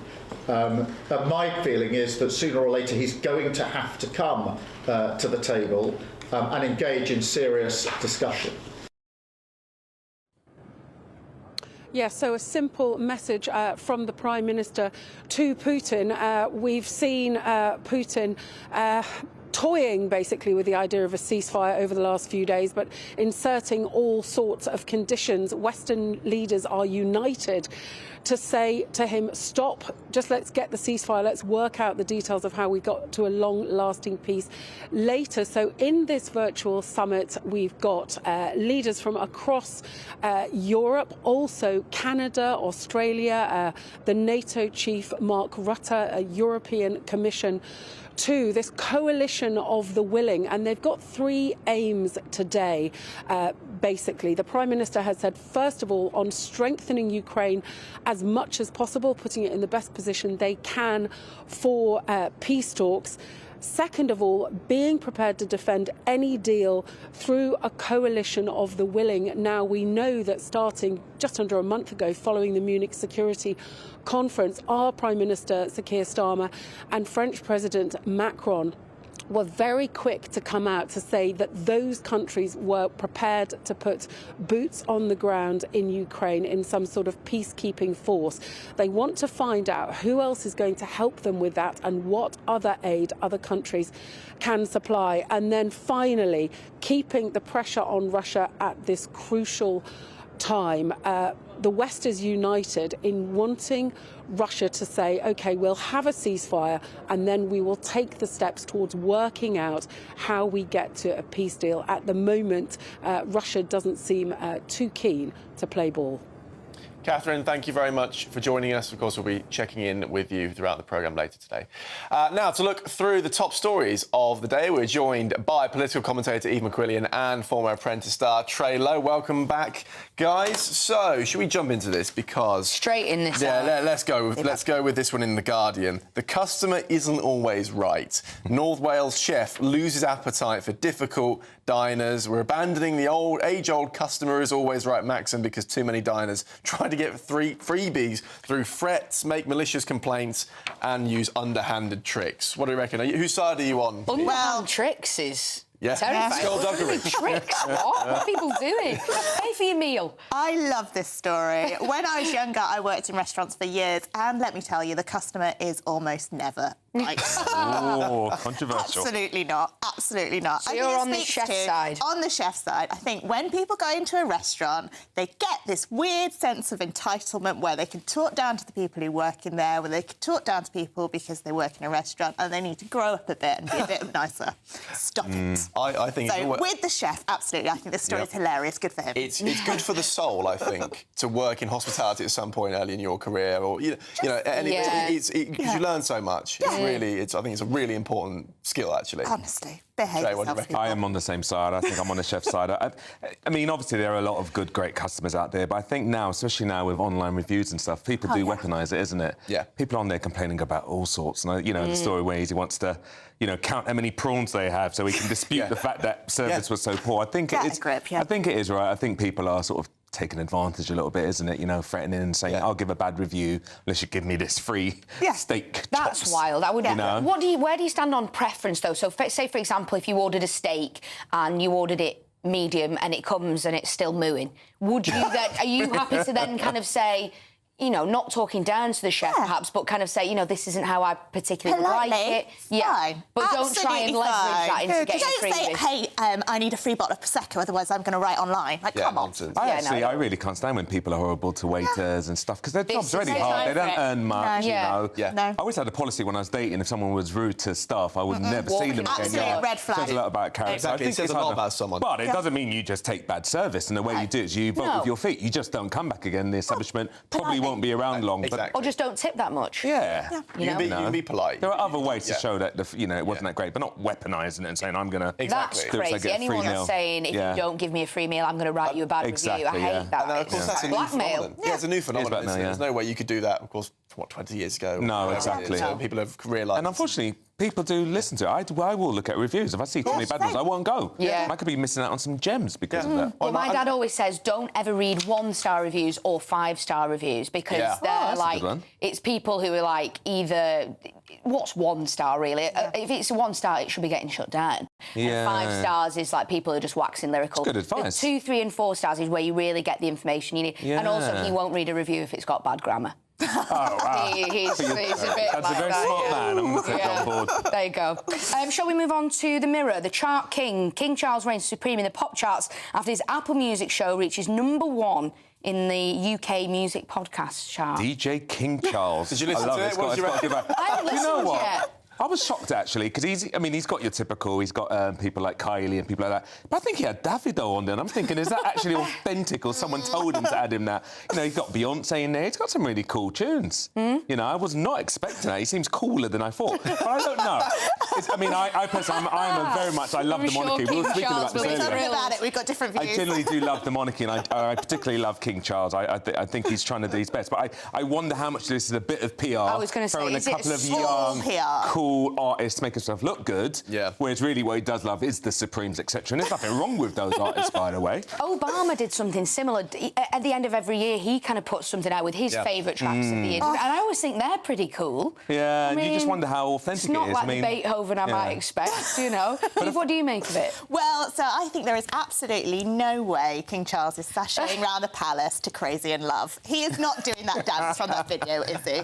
It's a bit of You never know. You know, people like it, it's all good fun, but no problem with them personally, but for me, I'm not a big fan of us having a monarchy. I've got visions of Hugh Grant in Love Actually dancing to Jump. Imagine King Charles walking around. I really want to believe that Charles is doing Afrobeat dances in Buckingham Palace. Like, he's doing full-on, like... And you imagine, I hope to God... If that was true, surely you'd become a massive monarchist overnight. You would do, surely not. Still do his podcast, but maybe not from He does a duet with Drake or something, you wouldn't think they're cool?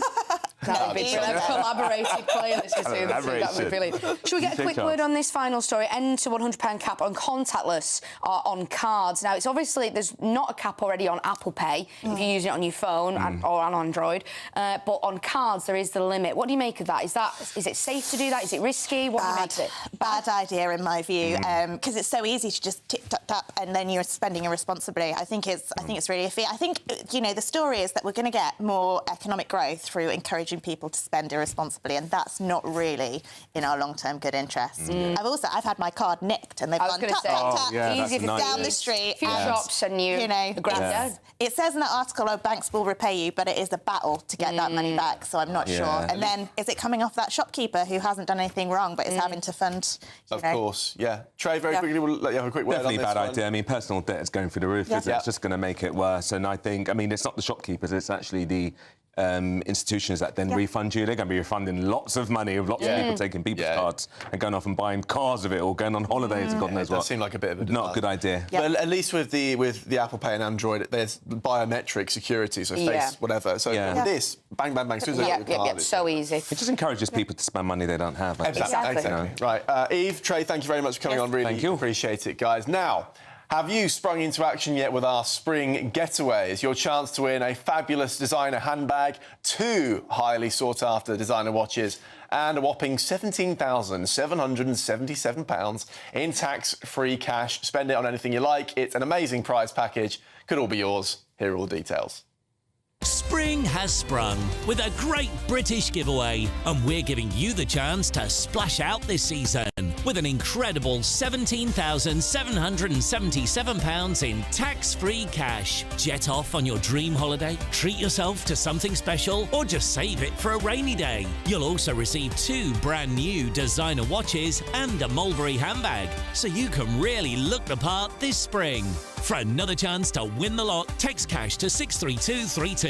One entry costs £2 plus 1 standard network rate message, or text bonus to 63232. 5 entries cost £5 plus 1 standard network rate message. Go to gbnews.com/win. Entries start from just £2. Call 0903 681 3232. Calls cost £2 plus your network access charge, or post your name and number to GB12 PO Box 8690 Derby DE1 9TT. UK only. Entrants must be 18 or over. Lines close at 6 p.m. on the 4th of April. Please check the closing time if listening or watching on demand. Good luck. Well, that sounds divine, doesn't it? Not bad, eh? Still to come this week is British Tourism Week. We'll be revealing the top 3 underrated holiday destinations in the country for those of you looking for holiday inspiration. That's next here on Saturday Morning Live, only on GB News.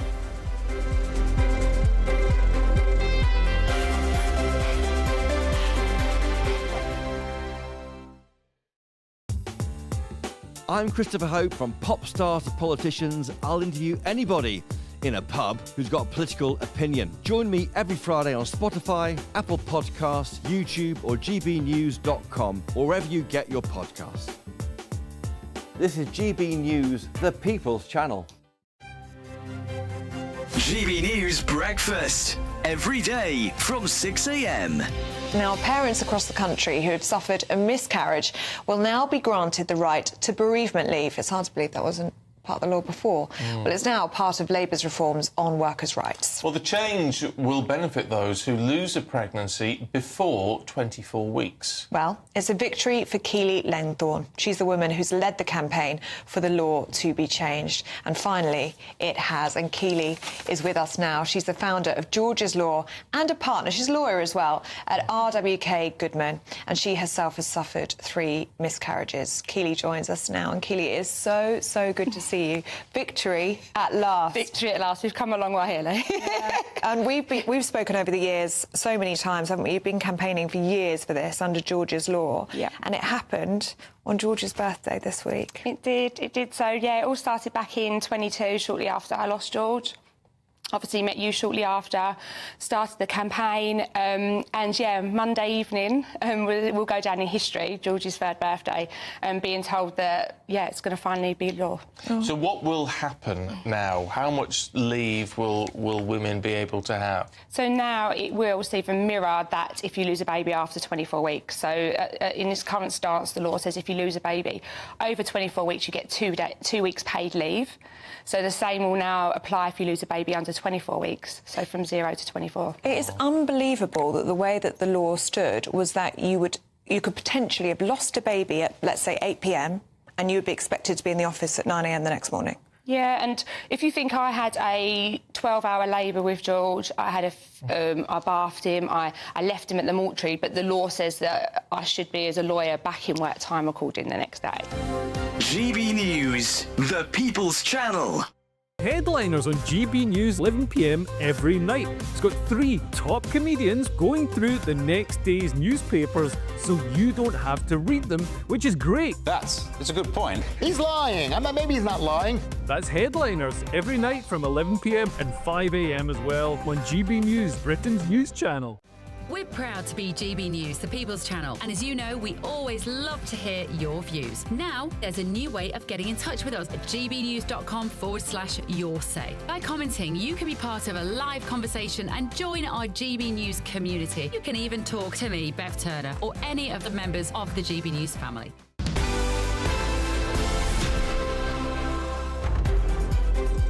Welcome back. Now, don't forget to keep sending in those peaks of the week. We've got one from Lee here. My peak of the week, finally getting a doctor's appointment after weeks of trying. I mean, well done, Lee. Yeah, well done, Lee. Hopefully everything works out. Quite a feat in the postcode lottery that is doctor's appointments. I must say, for me, it's usually quite easy, but I know for some people it is a real struggle. So there you go. Some parts of the country, it's an absolute nightmare. I hope you're all healthy and well, Lee, by the way. But well done, finally getting through the door. We've also had this in from Ashton and Lucas. Just got back from a brilliant few days in Rome for Lucas' belated birthday. Here's a picture of us visiting the Colosseum. Look at that. We were talking about Rome earlier, weren't we? I've never been. You need to go. And here we are, Rome again. Everyone's off to Rome. You're being... Look, I had the best pasta of my life in Rome. You've got to go. I'm missing out. I need to go. Thank you very much for that, Ashton and Lucas. Keep sending those in, gbviews@gbnews.com, or you can write them in on Your Say. Absolutely. Now, moving on, because it's that time of year when many of you might be booking or thinking about booking your summer holiday. Rome. Sophia Wensler. Sophia Wensler. Corfu. Corfu, fantastic. I've got Spain, fantastic stuff. I'm off to Dubrovnik.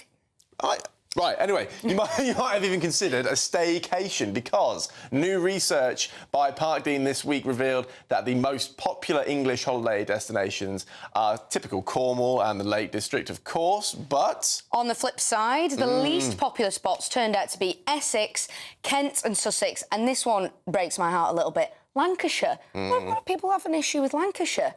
So we want to find out why that's the case and what these places have to offer. So to tell us more about that and tell us more about those destinations and why we should all be flocking there is tourism expert Andy Edge. Andy, thank you so much for joining us this morning. What's wrong with Lancashire? It's beautiful. God's country. Well, like yourself, I'm an Oldham boy, so I remember as a kid the holidays in Blackpool were just incredible. And I think, what we did with this survey was trying to understand where people said they wanted to go, but I think the key bit was why. So we wanted to understand what was important about the UK holiday, and also just understand a little bit about, attitudes to travelling abroad and the UK. And I think for me, 61% of people said the reason they need a holiday is family time. So for me, to be honest, whether that's in Cornwall, whether it's Essex, Lancashire, it doesn't matter. What really matters is that time together, isn't it, with your family, your loved ones, that I think we all need more and more in a nutty world in which we live at the moment. So, it's what you're doing on holiday as well as where you're going. Andy, how can we find a good deal out of this? What are some tips and tricks for keeping the spending under control if you're looking for especially if you're going to Cornwall, for example? I'd imagine if you're looking in July or August, it's going to be pretty expensive, right? Yeah, it can be. I mean, it used to be that a lot of the best prices were really late in the day, and it's not really the same these days. I think my advice would be, research really carefully where you want to go, think about what the location can offer, and we've got a range of holiday parks, what the holiday park can offer to you, and just try and plan early. I think it just takes that pressure away from later on. Everyone's on a to a degree of budget these days. But again, I think it's that time together that people will be willing to pay for. Of course, part of the research as well, Andy, was to do with the economy. 62% of people you asked said that Brits feel we should be going on staycations in order to support our economy. Just how important is that we are supporting the British tourism economy? Yeah, I think it's really important. It's, the British tourism economy is worth many billions per annum, employs, hundreds of thousands of people in tourism. So the more we can do to support our own industry, I think it's important. And I think that the other real benefit of staying local is you don't have all the hassle of going to the airports and packing and queues and waiting around, particularly with kids. For most of our customers, they drive within an hour and a half of where our locations are. So it's a pretty stress-free way of holidaying, to be honest, as well. Andy, have you got any staycations or nice holidays yourself booked this year yet?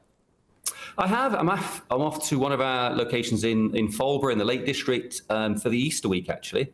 So I've got a 5-year-old and a 15-year-old and my wife. So we're going to have a lovely week in the Lake District. And, looking forward to that very much.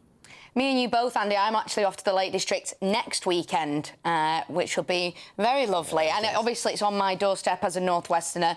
Thank you so much for joining us, Andy You're Edge. There, brilliant to hear about what Britain has to offer us in way of holidays. Absolutely. People getting in touch as well about Lancashire. Janet Hill says the Ribble Valley in East Lancashire has stunning scenery and first-class restaurants. There we are. There you go. Don't be put off by Lancashire. Get on over there. It's a lovely place I have to say, be. I used to love going to Blackpool when I was a kid. You go on the. We've just been seeing some pictures. Exactly, of it's Blackpool, reminding me of it. What's the big roller coaster? That's the big one. It's called the big one. It's called the big one.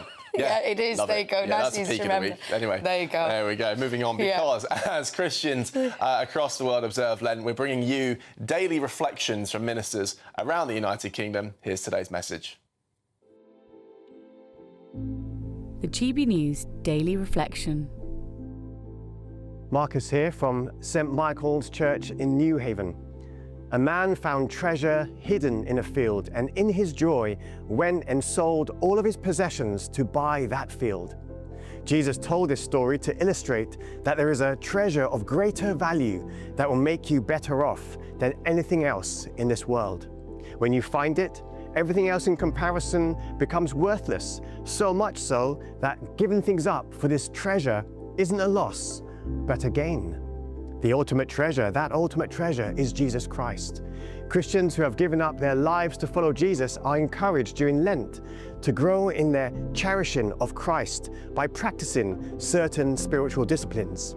The act of fasting is one of them, which involves giving something up, not as an end in itself, but a means to an end. To say no to something and say yes to Jesus. To give him more of our attention through prayer and Bible study. Lent is like a spiritual, physical, and mental boot camp that aims to train us to say no to sin and things of lesser value so we can enjoy and adore the greater treasure.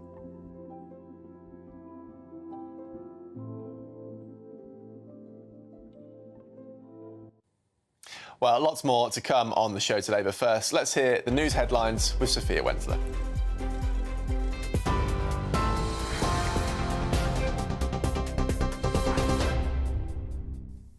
Good morning. Your headlines from the GB newsroom. Sir Keir Starmer has said Vladimir Putin will have to come to the table sooner or later as the Prime Minister hosts a virtual coalition of the willing summit for world leaders to discuss peacekeeping in Ukraine. Putin is the one trying to delay. And in a sense, and you all know this, if Putin is serious about peace, it's very simple. He has to stop his barbaric attacks on Ukraine and agree to a ceasefire. And the world is watching. And my feeling is that sooner or later he's going to have to come to the table and engage in serious discussion. It comes after the Prime Minister warned Russian President Vladimir Putin he must stop playing games with a ceasefire in Ukraine. It follows President Trump's comments last night in which he warned World War III could easily erupt if peace talks failed. In other news, the Russian captain of the container ship which crashed into a US oil tanker in the North Sea has been remanded in custody. Earlier today, Vladimir Motin appeared at Hull Magistrates Court charged with gross negligence manslaughter in relation to the collision between the two vessels earlier this week. Filipino national Mark Angelo Pernia has been named as the missing crew member who is now presumed dead. 5 people have been charged in connection with the fatal shooting of a 40-year-old mother in South Wales.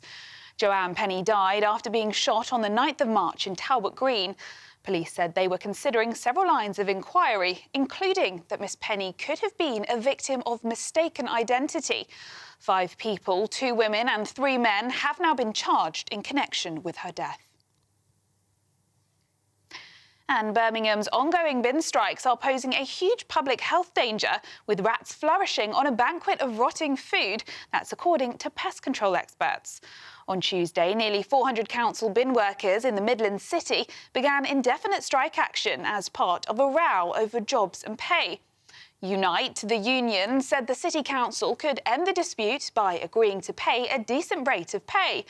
But Birmingham City Council has said the escalation of industrial action will mean greater disruption to residents, despite a fair and reasonable offer made to unite members. Those are the latest GB News headlines. More in half an hour. For the very latest GB News direct to your smartphone, sign up to News Alerts by scanning the QR code or go to gbnews.com/alerts.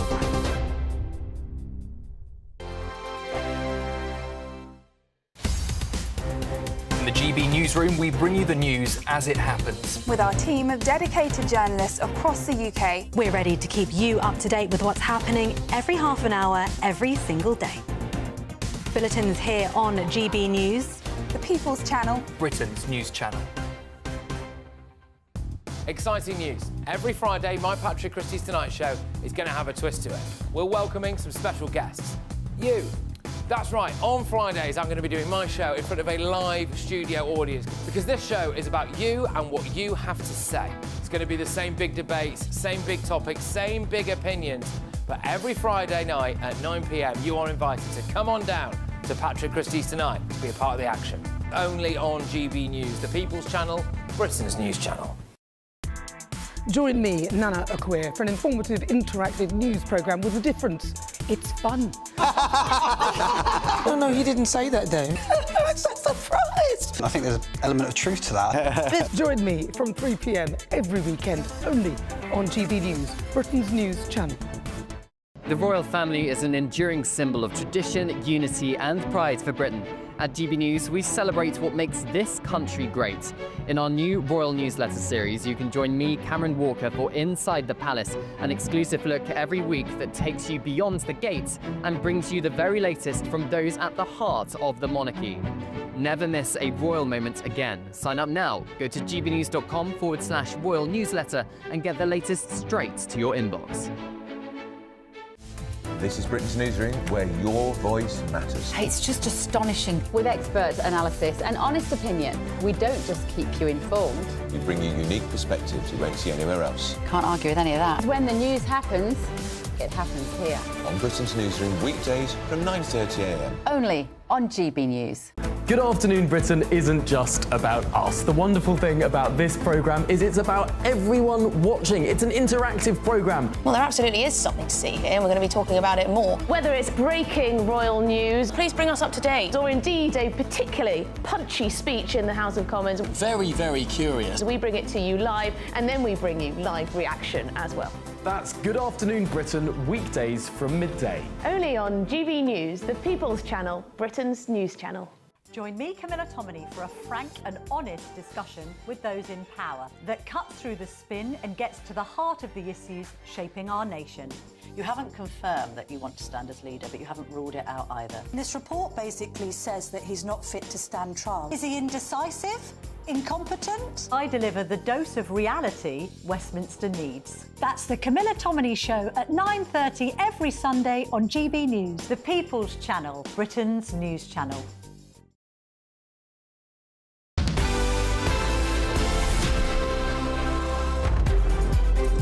Well, welcome back. Now, don't forget to keep sending us your peaks of the week. Really important. We've gone through quite a lot this week. Oh, and we've got plenty more. Thank you for sending them in. Absolutely. Now, Grumpy Grandad, he says, my peak of the week, I had a photo of me and my granddad, the only one I have. I've been carrying it around in my wallet for 50 years. I thought I'd all but lost it, and a friend of mine surprised me by getting it fixed, brought a tear to my eye. Like, such a lovely surprise. That's so nice. Restoring what old... great friend as well. Exactly. Restoring old photos and having them framed and fixed. I think it's a great idea. Indeed. Thank you so much for sending that one in. We've also got one from Stephen. My peak of the week. Messing up placing a bet at Cheltenham. I backed the same horse twice. Bit disappointing right up until it won the Gold Cup. Meant to be. There we go. How's that for a peak of the week? There well we done, go. Stephen. And then, so on the theme of sport, yes, joining us now, that's such a good segue, very smooth.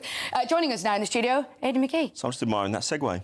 Very impressive. I do try. Very impressive. We're talking about peaks of the week. Aidan, I believe you've got one for us. Yeah, it followed hot on the heels of my what's an opposite to a peak? Trough of the week. Of the week. Trough of the week, Yeah. which was I was at the Riverside Stadium at Middlesbrough watching QPR lose 2-1, an abject performance. We were in action hoping to redeem some of that damage there at 12:30 against Leeds. Now, soon after that, the next morning, I drove from Middlesbrough into Durham, Bishop Auckland, and I was at this wonderful school called Toft Hill Primary, just to give a talk about, and there's some pictures there, just give a talk about life, career, ambitions, dreams, that kind of stuff, to I think there were year fives and sixes, so 10 or 11 or something like that. Yeah. So I hope they got something out of it. Their questions were absolutely magnificent. Really well-run school and a strong GB News area, which I love to see. Yes. I do, well though. I done to do. that It's school. brilliant. What's the school's name? Toft Hill Primary School. Thank you very much to Toft Hill Primary School. Let's see how well they're having me, yeah. Right, shall we get on to some sport? Why not? Yes, where should we start then? Should we go with the Six Nations? Yes. Big weekend, isn't it? Big day today. Do you know how on the last day of the Premier League everybody kicks off concurrently just to ensure that everything's fair, no one goes into a match knowing what they have to do, no one has some kind of perceived advantage? It's similar today in that everything goes off on one day, but it's not all at the same time. They're staggered. Now, England can still win, mathematically win the Six Nations, but they have to rely on France losing at home to Scotland. I'm not sure Scotland will be too keen to put up a... Have been the They've been there, yeah. dogs. They went to Ireland, went to Dublin last week, and they were brilliant that day. Ireland's defence wasn't particularly great. I do think Ireland are struggling a bit as well, just in the really big matches. Possibly the fact they're missing their coach, Andy Farrell, who's currently with the British Lions, or the British and Irish Lions, I should say. Get in trouble for that. So Ireland are not out of this as well. They're on 14 points. England on 15. England taking on Wales today in Cardiff. Tough game that as well, because Wales, yes, they've won 16. They've lost 16 matches in a row, but they've shown a big improvement under their interim coach in the last couple of matches, and they've run a couple of their opponents pretty close. So England won't have it easy today. They're an improving Wales side, but you would think England would have enough to get the job done. Now, I expect all those three protagonists to win all their matches today, but if Ireland and England were to win this afternoon before France takes the field, that just puts a little bit of pressure on France, who, of course, will be out without their star player, their star turn, Antoine Dupont, who was injured over in Dublin last week. I can't think, Sophie and Adam, of a day like this since 2015, when that day all four sides had a chance of taking the whole thing as we went into the last day. As it turned out, England were just kept out by France at the last. Wales went over the line, and it was actually Ireland on the day who won the tournament. So that was a brilliant day, and I think that we need, in all sport, we want competition. We like great sides, we like great individuals being out in front. There's something to be said for that, having an outstanding personal team in front, but sometimes we just like a little bit of a battle, don't we, on the last day? That's why we live for all these occasions. That's why I make a living talking about it. Speaking of battles, Carabao Cup final tomorrow, Liverpool take on Newcastle. Surely Liverpool would be the favourites. They're certainly the ones to win silverware more recently. They would, but they're just coming off a little bit of a lull, I think. I mean, they didn't perform that well in the first game against PSG. I would argue they'll possibly found out in the second one just a little bit. They've got a big summer coming up as well. They want to get some silverware in their pocket, and Arne Slot needs this one tomorrow, I think, just to allay some of those fears and calm some of those players. They've got an almost unassailable lead in the Premier League. If they were to lose tomorrow, then I don't know, just puts them into a little bit of a bad mood going into those final few games. I think they'll win personally. Newcastle haven't won a domestic trophy, you tell me, since 1955, the Fairs Cup, which is the European competition in 1969. They are desperate for a trophy. And that's why a lot of people wanted to see Spurs go through to this one, actually, because they could have felt the desperation in the stadium, because both sides need a trophy so badly. It's bloodthirsty, isn't it? I know. But I think that I fancy Liverpool to win that. They would certainly be the favourites. Both sides suffering a few injuries at the moment, more so Newcastle. But I hope there's enough there to make it into a decent contest, because it's the first sort of showpiece final we see in the course of a season. Running low on time, but just want to quickly ask you about Thomas Tuchel's team that was announced yesterday. A few shocks, I think, both ways. Shocks included, shocks not. Yeah, you're right. I mean, Morgan Gibbs-White and Nottingham Forest, big omission for me. Rashford back in, of course. Is that something to do with his move to Villa? Oh, without doubt, yeah. I mean, he's come off the bench several times now. He's created 4 goals. He just looks more direct. He looks like he's fizzing. He looks a bit of confidence back. I always felt, I said it to you many times, didn't I, that he just needed a move. Some players have just reached the end of their time at a certain club and they need to move on. I wouldn't be surprised if he made that move permanent in the summer, if they can somehow manage to find the money to keep him there. But he's in. Reece James, that's a surprise one for me. He's done nothing for 2 years on account of injury, but Tuchel remembers this wonderful player, one of the best players in the world, I would argue, when Tuchel had him at Chelsea. So he thinks he can kind of reinvigorate that form in one of his former players. and Jordan Henderson. Surprised at that one, but I think in those conversations Tuchel's had since November, and he's had plenty of time to get his feet under the table and talk to his coaches, I think there was possibly they felt there was a lack of leadership last summer, just in the key moments when England looked a little bit bereft. Yes, they were got out of jail a couple of times by some moments of brilliance, but I think they lacked a couple of older heads there, possibly not just on the pitch, maybe around the camp as well. You've got to remember as well, the young men, and if you're going to bring teenage prodigies into the side, you're going to need older heads to guide them, and maybe you just felt you needed one or two of those in there just to balance things out a little. Absolutely. Well, I was surprised by some of the decisions. I thought Conor Gallagher would have been in there. I thought yes. Grealish. Yeah, you're right, but I also think that it's a time to look at players as well. To some degree, you've got Latvia and Albania. Goodness me, if they even concede a goal in those two games, then they'll be stewards, I would have thought. So trying new players out and give them a little bit of Sven-Göran Eriksson did this. He gave Gibbs-White. You'd have thought get him in. But I think they'll all get the chance. I really believe that. But I remember in the early months actually of Sven-Göran Eriksson's reign in 2001, he brought in a few players who were unfancied. In the long term, they were edged out, and we saw the big guns coming back in. Yep. I think Tuchel knows his side, but also we're paying him big money over 18 months to deliver one trophy. He hasn't got that much time to shilly-shally around watching players. It's good. I wonder if that phrase has been used on GB News before. I like it. Shilly-shally. Shilly-shally. Mess around. Faff about. Faff about. Yeah, we're paying him good money. Let him get on with the job, but let's back his decisions. Yeah. Absolutely. Aidan, thank you so much for joining us, as always. Now, still to come, we'll be joined by a Stout expert to give us the lowdown ahead of St Patrick's Day on Monday. You've been excited about this all day, absolutely, haven't you? of course I have. But first, before we get to the really good bit, if you're in search of some winter sun, here's the forecast for some of the top European holiday destinations. You're looking happy. Well, the forecast looks good. So you've sorted the travel insurance then? All Clear Travel Insurance sponsors GB News Travel Destinations Forecast. Storm Lawrence brings some unsettled weather across western parts of Europe, heavy rain and some thunderstorms. A little more settled across parts of Greece, but temperatures are going to cool off. Highs of around 20 to 21 Celsius on Sunday, but turning much cooler through the middle part of the week. As we head further west, we can see there's plenty of showers, some of these heavy bringing in some thunderstorms, and Storm Lawrence just this low out across the Azores, bringing in some heavy outbreaks of rain later on Sunday and into Monday. Largely settled through the middle part of the week, but turning cooler for Santorini. All Clear Travel Insurance sponsors GB News Travel Destinations Forecast. Hello there, welcome to your GB News weather forecast from the Met Office. Well, for the rest of this weekend, most of us, it should be fairly dry, a mixture of cloud and sunshine out there, but under the cloud, it is still going to be feeling fairly chilly.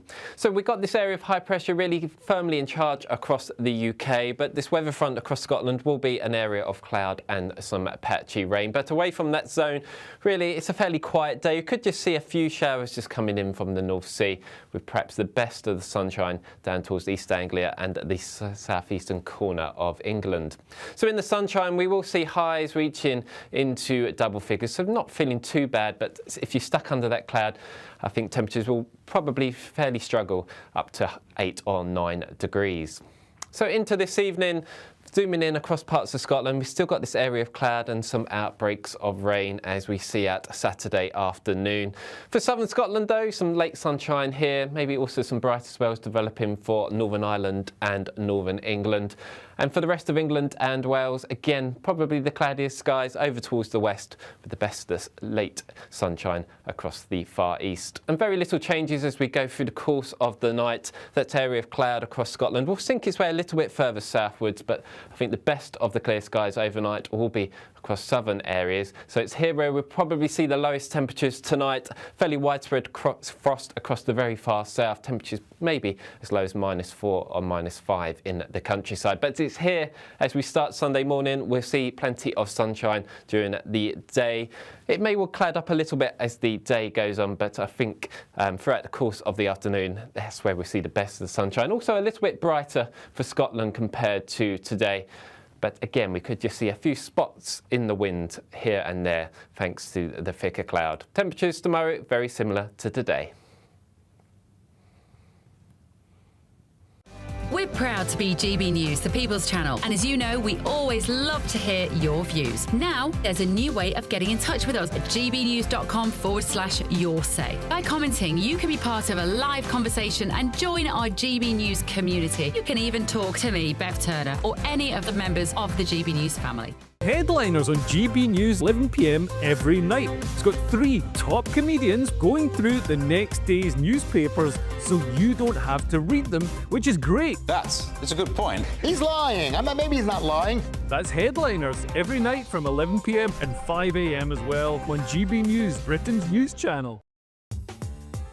I'm Christopher Hope. From pop stars to politicians, I'll interview anybody in a pub who's got a political opinion. Join me every Friday on Spotify, Apple Podcasts, YouTube or gbnews.com, or wherever you get your podcasts. This is GB News, the People's Channel.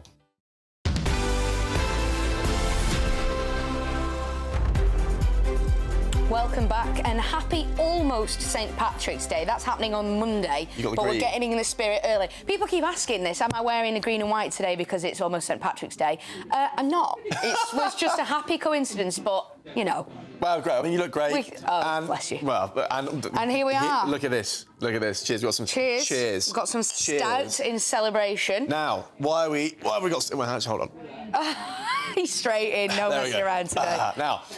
research has shown that Irish Stout is making a bit of a comeback. It's growing in popularity, particularly with younger drinkers. But what's the history behind the drink and what's the story behind its growing popularity? Well, joining us now to get in the spirit of St Patrick's Day a couple of days early, Adam isn't even waiting for that, is Stout expert and author Peter Brown. Peter, thank you so much for joining us this morning. My co-host is very, very excited to have you here and have a drink in his hand. Talk to us about Stout, first of all. Why has it become so popular? I feel like whenever I'm in a pub now, everyone seems to have a pint of this stuff in their hand.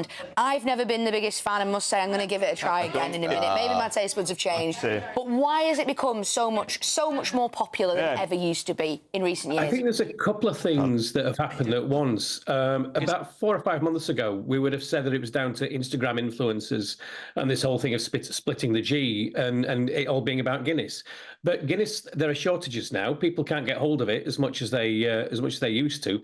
And what's happening now is that other brands, such as Murphy's, are really growing to fill that gap. So it's not just about Instagram; it's about people maybe getting into it because of that at first, but now really saying, "Well, I really like Stout." Right, so if the leader's not available, I'm going to get another one. Absolutely. Peter, I'm a massive fan of Stout, but I have to confess my ignorance into how it's brewed and the history of it as a drink. What is it? What makes it different? Yeah, what is Stout?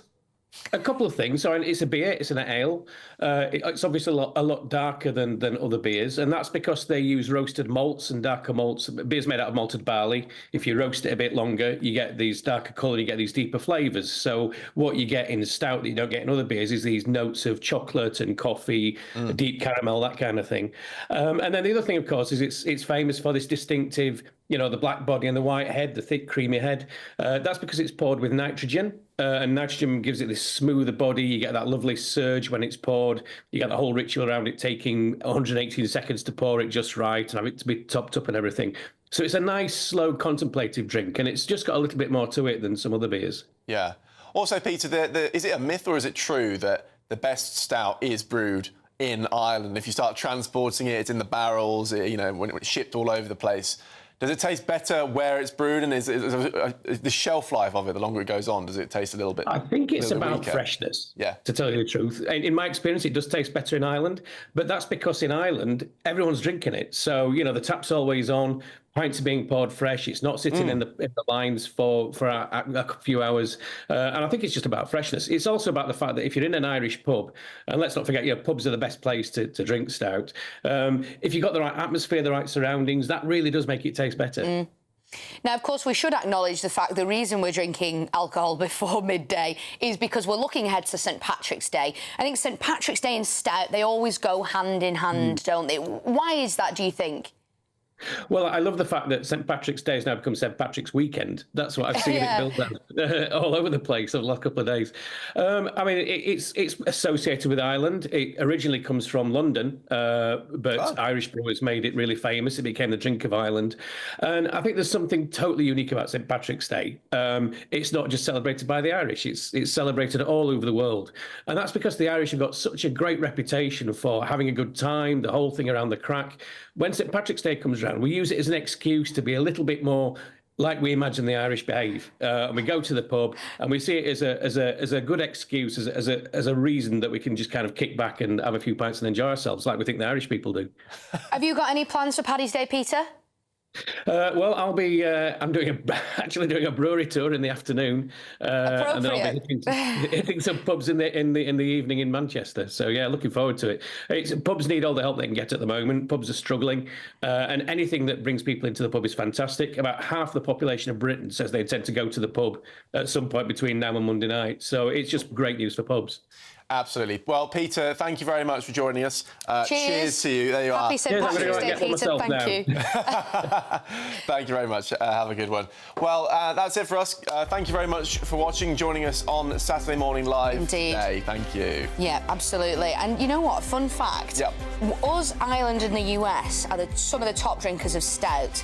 But I bet many of our viewers at home couldn't guess what the other two are.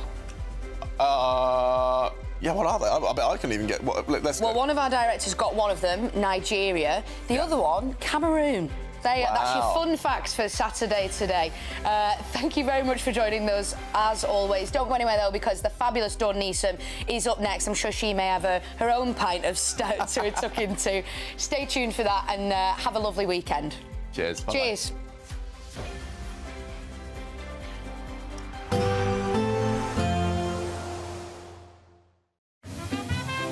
Heavy showers first thing will be followed by a warm, cosy day. Boxed Boilers, sponsors of weather on GB News.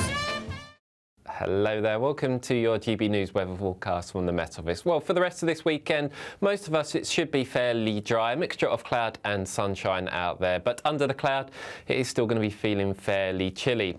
So we've got this area of high pressure really firmly in charge across the UK, but this weather front across Scotland will be an area of cloud and some patchy rain. But away from that zone, really, it's a fairly quiet day. You could just see a few showers just coming in from the North Sea, with perhaps the best of the sunshine down towards East Anglia and the southeastern corner of England.